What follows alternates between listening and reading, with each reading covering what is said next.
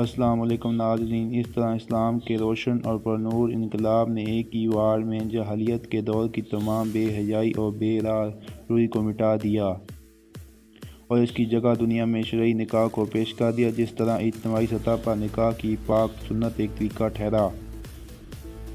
اس طرح نکاح کے بعد امستری یا جماع کے آداب بھی پیش کیے گئے۔ ان آداب کا سیکھنا ہر مسلمان کے لیے ضروری ہے۔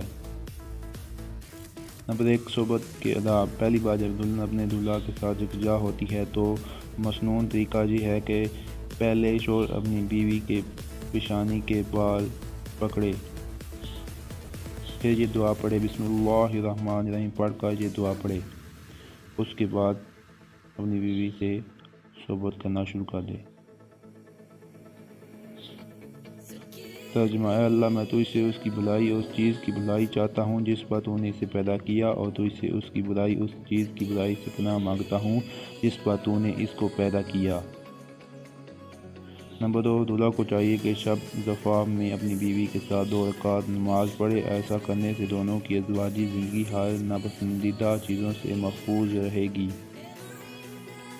حضرت عبداللہ بن مسعود رضی اللہ کو بیان ہے، جب تمہاری بیوی تمہارے پاس آئے تو اسے کہو کہ وہ تمہارے پیچھے 2 رکعت نماز پڑھے۔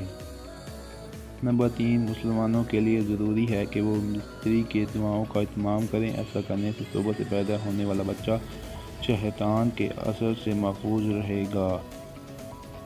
حضرت عبداللہ بن عباس رضی اللہ عنہما سے مروی ہے کہ نبی کریم نے فرمایا، اگر تم میں سے کوئی اپنی بیوی سے جماع کرنے سے پہلے یہ دعا پڑھے،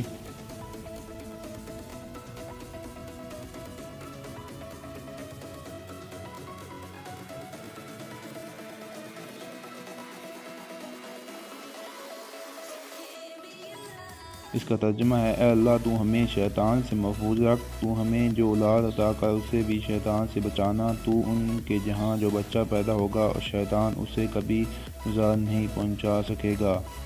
نمبر 4، جماع کے شروع میں بسم اللہ الرحمن الرحیم پڑھنا ضروری ہے، اس میں بہت زیادہ برکت ہے۔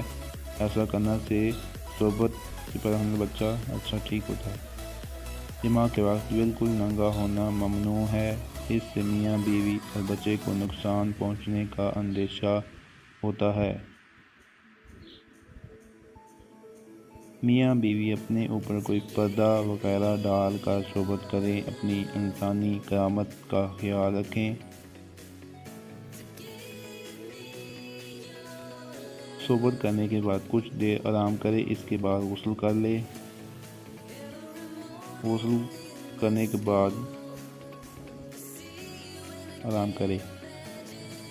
اگر ہماری ویڈیو اچھی لگی ہو تو ہمارے چینل کو سبسکرائب کریں اور ساتھ ہی بیل آئیکن کو بھی پریس کر دیں تاکہ ہماری ہر ویڈیو کا نوٹیفیکیشن آپ کو ملتا رہے۔ ویڈیو کو لائک کریں۔ Thanks for watching.